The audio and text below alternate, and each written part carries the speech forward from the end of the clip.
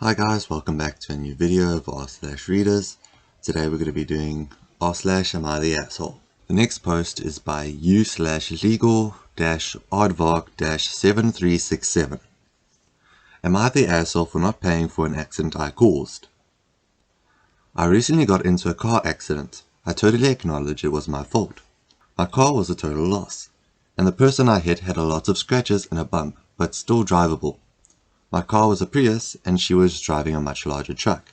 She had 3 young kids with her and was really hesitant to call the police during the accident and asked if I could cover the damage out of pocket. To be honest, I was kind of tempted to because no one likes dealing with insurance premium increase after an accident. But I don't know how laws and stuff work. I felt it would have been safer to just call the police and get an accident report.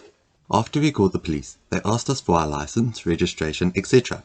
It turned out the woman was driving without a license, which is illegal in my state. She was using her husband's car. He had insurance on the car, so we exchanged info. The police also told me she was getting us cited for driving without a license with 3 young kids in the car. The police left us both with driver exchange forms, which each other's contact info and insurance info. Obviously, everyone was unhappy with the situation, and I had to go car shopping, which was not fun, given the price of used cars right now. Anyway, this happened about 2 weeks ago. I got a call today from the woman's husband telling me that the insurance was refusing to pay out because he had knowingly given his permission to someone unlicensed to drive his vehicle. Additionally, they were heavily fined and charged with misdemeanor. They are apparently very low income, and this would definitely affect them and their kids.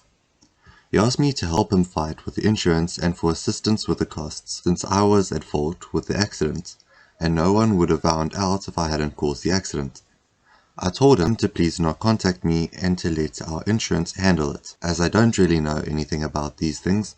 He yelled at me for not taking responsibility and ruining his family. I do feel bad, but I also feel like I did take responsibility for causing the accident. I'm not asking for legal advice, but am I the asshole for not helping them out of pocket for their damages after causing the accident? This post is by u/wild-staple2116. Am I the asshole for stealing my own cat back?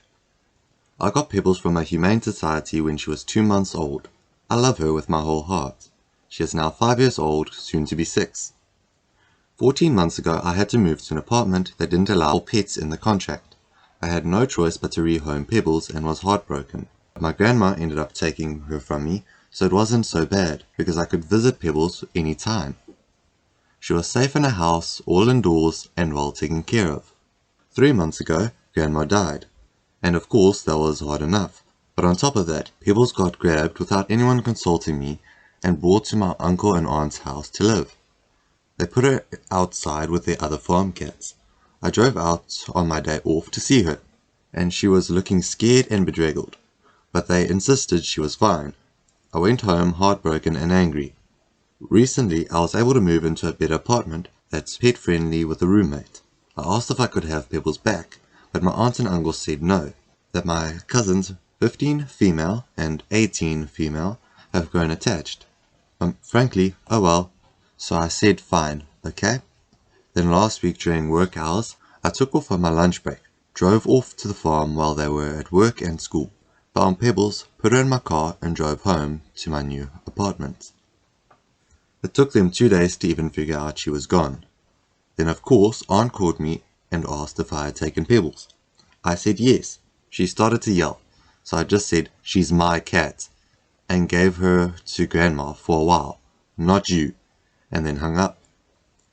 I think I'm legally in the clear because I took Pebbles back to the vet I had taken her to her whole life for a checkup, got her papers up to date and microchipped her in my name. But my parents called me to tell me they were disappointed in me, that it was immature to steal Pebbles, and that the girls are apparently heartbroken. I'm sorry my cousins are sad, but I would do it again. Pebbles is my cat, and they weren't taking care of her right. I never wanted to give her up anyway. If I'm the asshole, that's fine. The next post is by u/throwaway. Am I the asshole for taking my niece to court over a coat? I, a 28-year-old female, have a niece, 16-year-old female. She is my only sister's only child. 2 years ago, I married a very wealthy man, 34 years old, and because of the pandemic, last Christmas was my first with my new in-laws. My mother-in-law gifted me a coat that is worth more than $20,000. I saw her wearing it, asked her where she bought it, and she said it was going to be my Christmas gift from her. I didn't know how much it was. I knew it was expensive, but I thought maybe $3,000 at most. I was visiting my sister last January. When my niece saw it, she googled the brand and showed me how much it really was. I won't lie, I didn't wear it for a while after that because I was afraid of ruining it. Last week I wore it while visiting my sister. While I was putting it back on to leave, I felt something go splat on my back and my niece started cackling and the smell of paint hit me. I was so pissed off while she was not apologetic at all. Her mom screamed at her and said she was grounded. Then she said she will pay for the dry cleaning. While I was in my car, still in shock by the way, I got an alert that my niece posted a reel. It was of her doing a prank on me. And she said, I'm going to hit my aunt's $20,000 coat with a paint-filled balloon to see how she reacts. I saved it on my phone, sent it to her mom, and told her that 1 week's grounding is not enough. She did not reply, but I saw that my niece took it down. It got less than 5 views by then. The next day I found out my code cannot be saved. So I called my sister and told her that her daughter has to pay it back. Well, we got into an argument and she said that they will not be paying for it. And if I wanted a new one, I should get my husband to buy it for me. I think that they should pay for it. They can afford it too. They should sell my niece's car and pay me back my money. We did not reach an agreement, so I told her that I will be suing and reminded her that I have video evidence that her daughter, A, did it on purpose for online clout, and B, knew exactly how expensive it was. People in my life are not objective at all. I have some calling me an asshole, some saying that they are the assholes for not buying me a new one, and some so obsessed with the price of the coat that they are calling me an asshole for simply owning it and wanting a new one. So am I the asshole? Edit. Sorry for not making it clear, but my coat was bought new, just identical to my mother-in-law's. This next post is by u/spare-postability570. Am I the asshole for leaving my friend at the airport? I, 22-year-old female, and my friend, Emma, 22-year-old female, recently went on a trip to California. She asked if I wanted to go on the trip with her because we'd be staying with one of her other friends, Lena, 24-year-old female, and go sightseeing. I agreed. We booked our tickets and she commuted to my city where we'd be taking off and staying the night. She told me her ticket back was a lot later in the day on the day we got back to the city. She can stay with me and I'll take her to the station. I told her specifically that I wanted to go see Golden Gate Bridge and the Japanese tea garden. Her friend's parents housed us at their house so we'd have more room and privacy, and she also picked us up in the airport, prepared gifts for us and excitedly told us that she was so happy to have guests. We saw the bridge twice, the Japanese tea garden, Heredale Square, Japantown, the pier and tons more, and took tons of pictures. Emma always asked if I wanted my pictures taken in front of things, and offered to retake or take more photos if I was unhappy with them. After the trip, someone had taken Emma's carry-on, which had everything she bought. When I grabbed mine, Emma said, "OP, my carry-on isn't here," and I didn't really think much of it. It was a long flight, I was tired, and it was super early in the morning. She said that she wanted to try and find it before the person who took it left with it, and she hurried off. I didn't see her past customs, so I left to meet my boyfriend who was picking us up and left without her.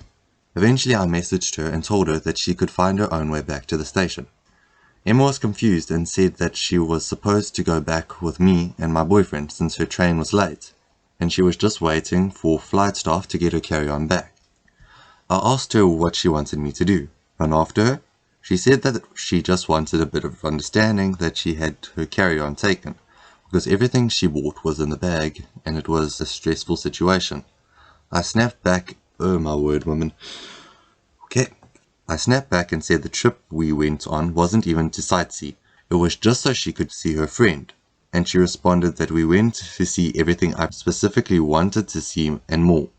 Further, Emma said that Lena hosted us well and drove us around the entire week we were there. Housed us, her parents fed us breakfast in the morning, and Lena paid for all the gas, parking and tolls. I can admit that I was a little passive-aggressive. But she went on to say that if my luggage was taken, she would have been there as support.